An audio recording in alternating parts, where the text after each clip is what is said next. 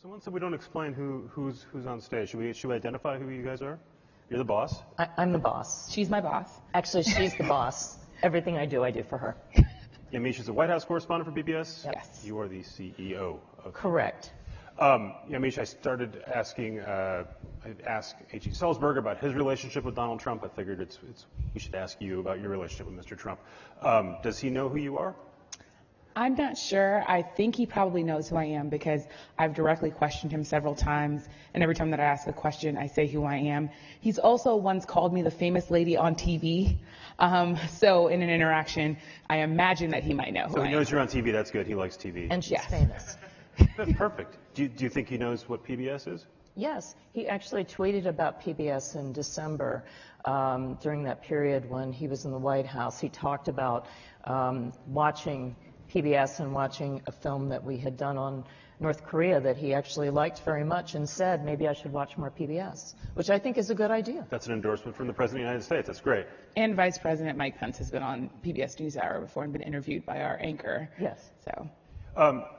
Donald Trump and the Republicans have also talked about defunding PBS. This is a recurring conversation, I think, when a Republican is in the White House. Can you just explain for this audience where funding for PBS comes from, just so we can figure that out at the beginning? Sure. So, and I could give you a civics lesson on how money flows through if you want, but maybe I'll pass on that. I could do the very short version. So, as you know, the president suggests a budget. It's really the Congress's budget. And the money that comes from the federal government into public television amounts to 15%. That's 15% of our funding. And that actually goes to our stations. You know, this whole idea when public television was put together was this idea of a public-private partnership.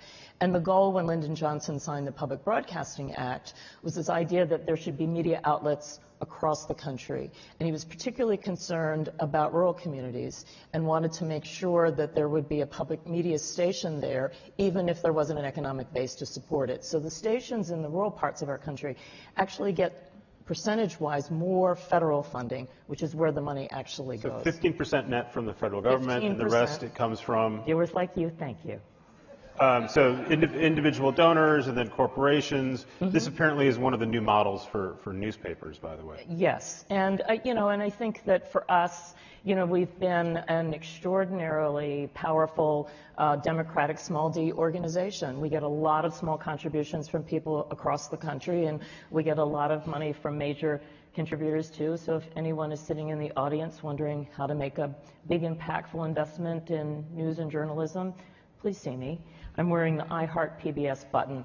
But I think that it is, I think now, as we really are struggling to figure out, all joking aside, journalism at the local level, I think our public television and public radio stations as part of communities has been an important fabric in the reporting. And certainly it's what Yamiche and her colleagues at NewsHour have been leveraging to make sure that we get voices from across the country into our reporting. And I know you started by questioning me about whether or not the president knows me, but who I know knows me is the PBS viewers.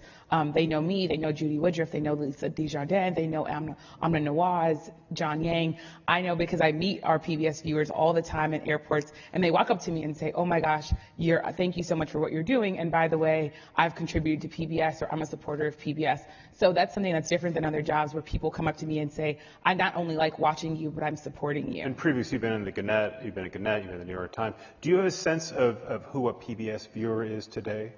I think a PBS viewer is likely someone who's maybe older, but someone who's also highly intelligent, someone who's very into voting. When I was looking at coming to PBS, I talked to a lot of people in Washington, and they said PBS is something that people respect and that a lot of elected officials also watch. So I think our audience is both people who like and are engaged civically in society, but also I think decision makers and people who are making, who are really designing the future of this country. And a lot of teachers watch, and when you ask that question, it's actually a slightly different answer depending upon where you're watching us.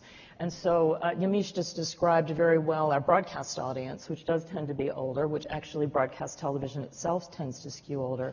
But if you look at who is watching us on all the other platforms we're distributing, it tends to be significantly younger. So I have a picture in my head of PBS being Sesame Street, Masterpiece Theater, PBS News, and a vaguely sort of lefty view of the world. Not MSNBC lefty, but by today's standards, liberal-ish. Do you guys have a sense of where your audience is on the ideological spectrum? So the people that walk up to me, I both hear from people who say, give Donald Trump hell, I don't like this president, here are all the things that make me mad about him. I also hear from people who say, why are you so hard on the president? Why are you always fact-checking him? Can't you just give him a break? So in my personal interactions, I've heard from people from both political spectrums. And I would say as a reporter, I can't say that it at all impacts the way that I think of the way that I'm doing my job or the way that I'm telling a story. I'm not telling a story trying to prove to the people who like Donald Trump that I'm going to be fair to him, or the people who don't like Donald Trump. We had A.G. Sulzberger out here saying there's a huge gap between Democrats and Republicans in their trust of media in general. And if you throw out, I think, Fox News, it means they're going to be pretty distrustful. If they're Republicans, they're going to be more inclined to be distrustful of you. So we've been part of a survey for the last 16 years and deemed most trusted of public institutions. We actually have a very large audience that is across the spectrum. A lot of people, I've had, evangelicals that talk to me and say, yeah, we do watch Fox, but we actually watch you when we want to know the facts. And I think. But is that right? There's a reason Republicans want you defunded, and well, there's probably more than one reason. But one is there's a sense of, at least they play up. There's the sense of bias, or this is not. But it's incorrect to say Republicans want to defund you. Our largest champion on Capitol Hill is Tom Cole from Oklahoma. So. But when a Democrat's in office, there isn't a call to defund PBS, right? Well, that's the administration. So, but I think that if you, the reason that we have not been eliminated, or federal funding hasn't been eliminated, has actually been because we do get strong support from both sides of the aisle. I would say that public television has an important role across the country. I, for many years, was at our station in New York, but I would say that we play an outsized role in parts of the country that one might call red states. And we get a lot of support from legislators in those states. They see the work that we're doing, not just the journalism, but also the documentaries, the work that we do in classroom, the work we do with kids, and they respect it. And by the way, it's not the first time where you've got people in one part of Washington calling on, to reduce funding to something that their constituents like in different parts of the country. Can I say one thing on trust? One, I think that, as Paula said, there's this idea that PBS has repeatedly been voted the most trusted network, and I think that that's something to really focus on and think about when you're watching PBS, that people, despite the polarized way that our country is right now, that people still turn to PBS because we are really presenting them with, I think, a product that is fair. The other thing I will say about trust is it's great that we're talking about trust now because the president has really talked about the media and talked about us as the enemy of the people. But I was a race reporter for a long time before I was a political reporter.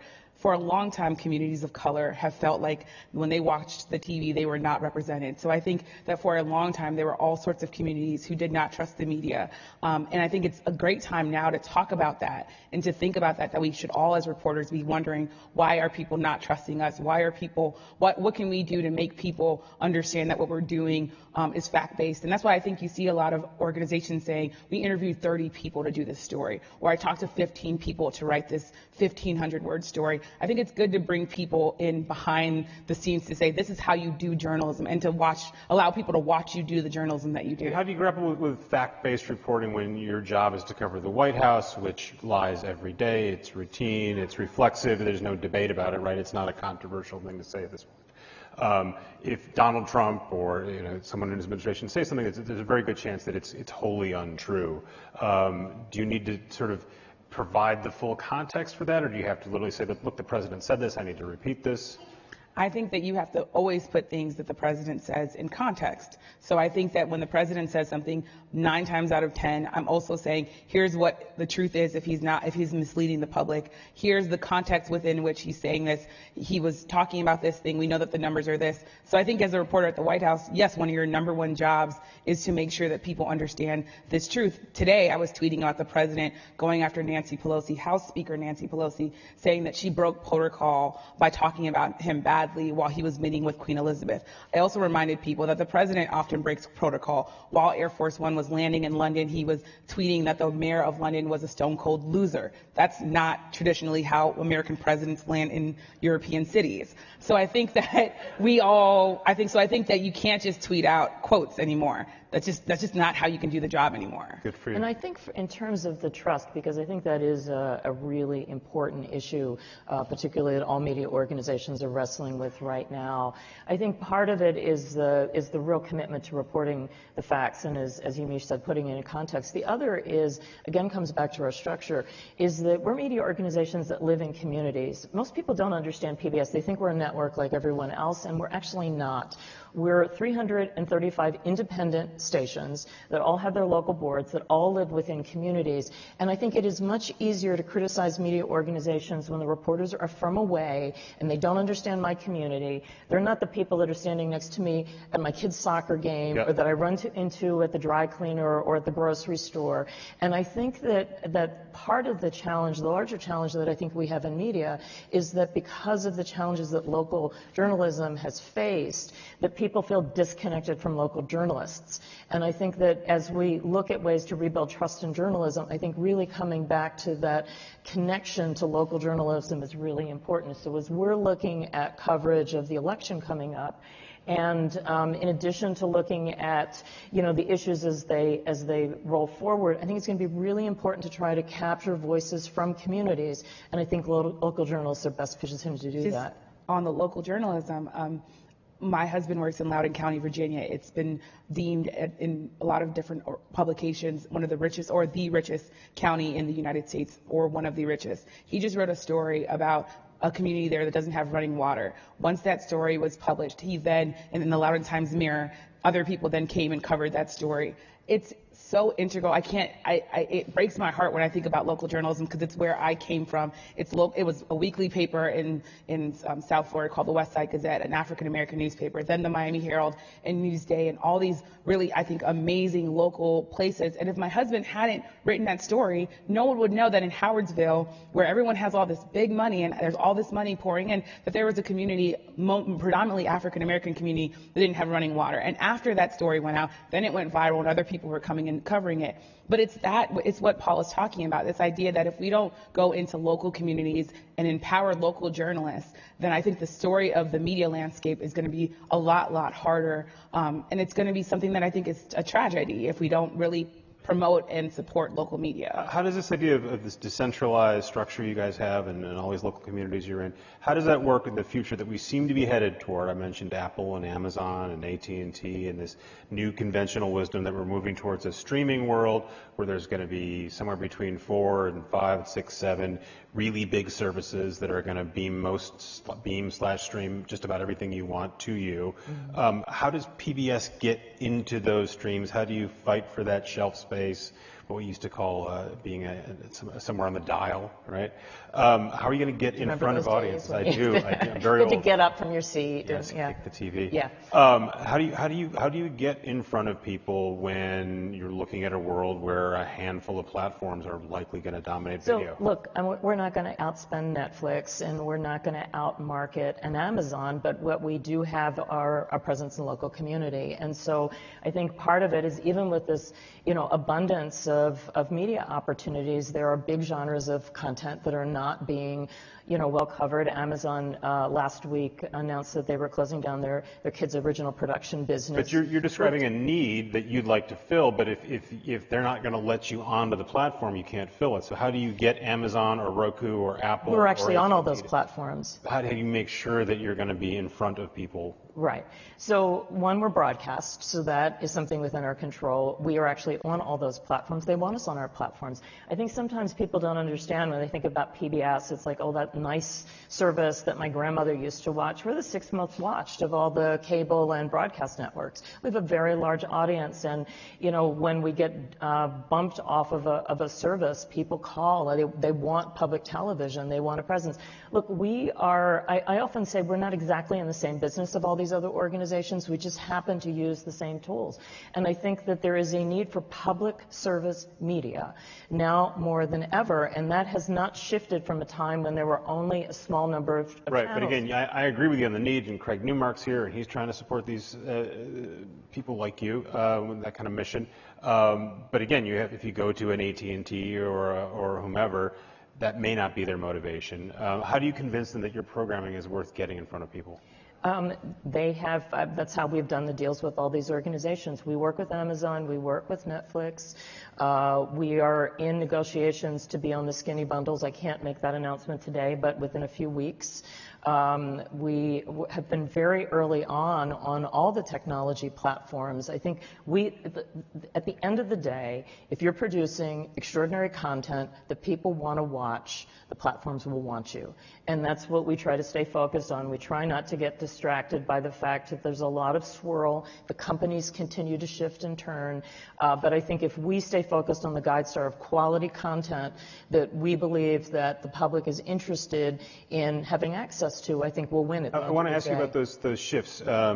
In the past, when Google or Facebook have made changes about the way they want to distribute news and content, sometimes that's impacted you guys in some of the unforeseen circumstances. There's something happening right now with you and Apple right now. Can you explain what that is? So, I think that, look, you've spent a lot of time on this stage talking about the challenges on the social media platforms. We had an enormous issue with YouTube that was labeling our content labeling us as being a state broadcaster. Their intent was to say Russia Today is part of... Well, Russia Today is a state broadcaster. Right. Public television is not. We're not a voice of the government.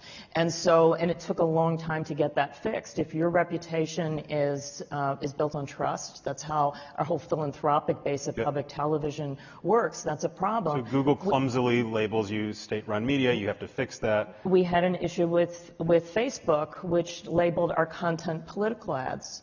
It took us 9 months to get that, and we actually had to pull our content down in order to get it fixed. And so now we're in a discussion with Apple about changes that they want to make to the apps, which actually is going to cost us a tremendous amount of money. The message of all this is, look, we love working with all these platforms. It gives us amazing reach. Talk to us. Can you just explain the specific problem with Apple before we move on? Yeah, so they are, they are putting in changes with how we work with third-party developers. And this is about kids apps, not kids allowing app to have and a regular third-party. app. Yes. They don't want third-party. They don't want third parties basically sucking out data and yes, which we use to actually build the apps, and we use to actually tweak the apps to make them more effective educational tools. We're not selling stuff to kids. So these are new guidelines they've introduced. Yes. And if so midstream. Right. So what happens to you if those guidelines stay in place? We have to pull down the apps. And, we have millions of kids that are using our apps. So it's a challenge. And then if we have to rebuild them, I've now probably offended Apple, Facebook, and Google. Well done, Paula. But you made up with Facebook and Google. So just in terms of the status you're at with Apple, are you talking to them? Are you yes, going to have to, we're talking with them. Are they going to modify their new rules? Are you going to have to comport with the new rules? I don't know. We're in conversation. That brave new world. I would just jump in and say this. Long before I worked for PBS, I was a millennial watching PBS.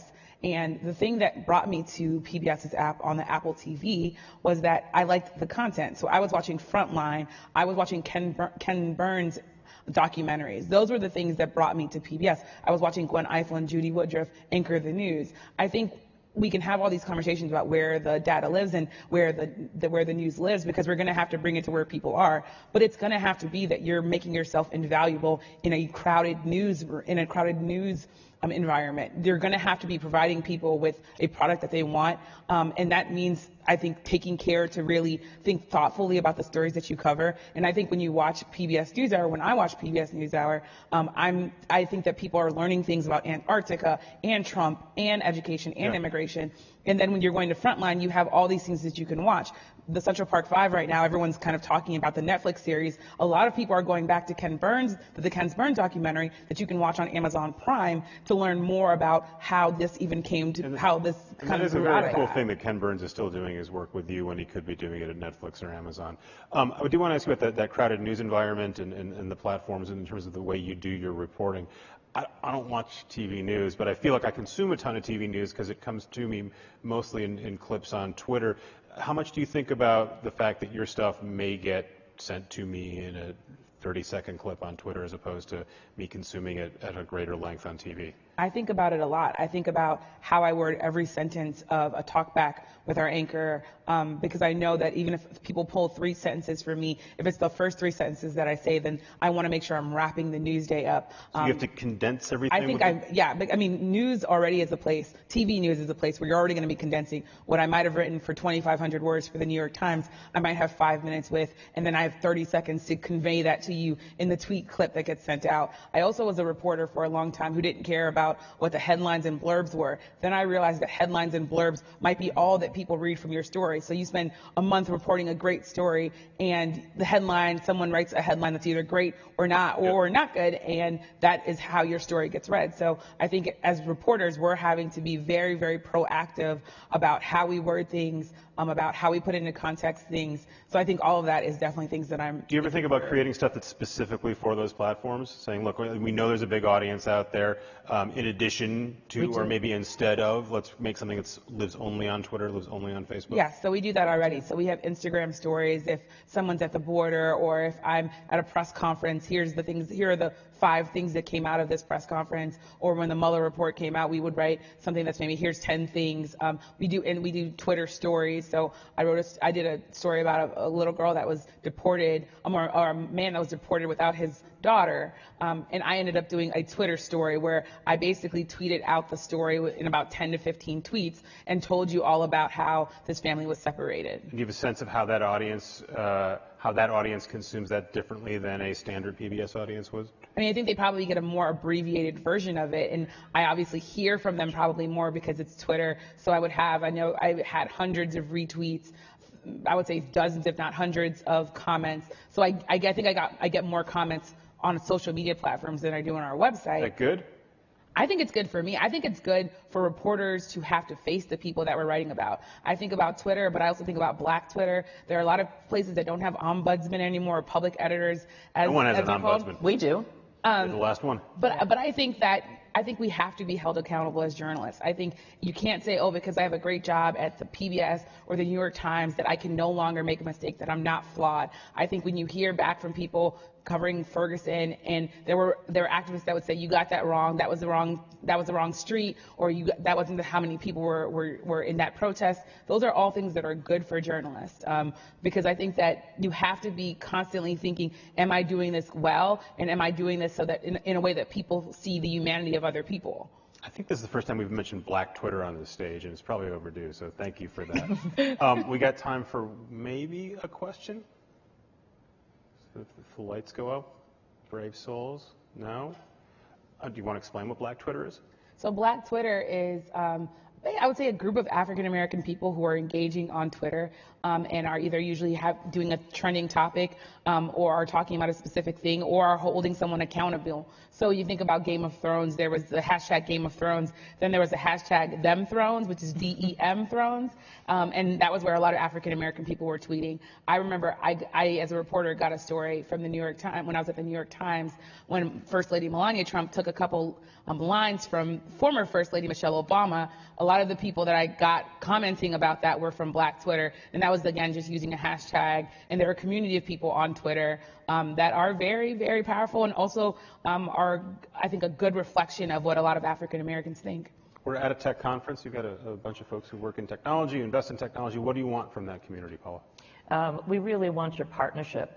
So much of the work that we do, both the content that we develop, actually Vox is a partner. We've done an amazing series that's coming back for a second season, No Passport Required, which actually won Marcus Samuelsson the James Beard Award first time out for his hosting of that series.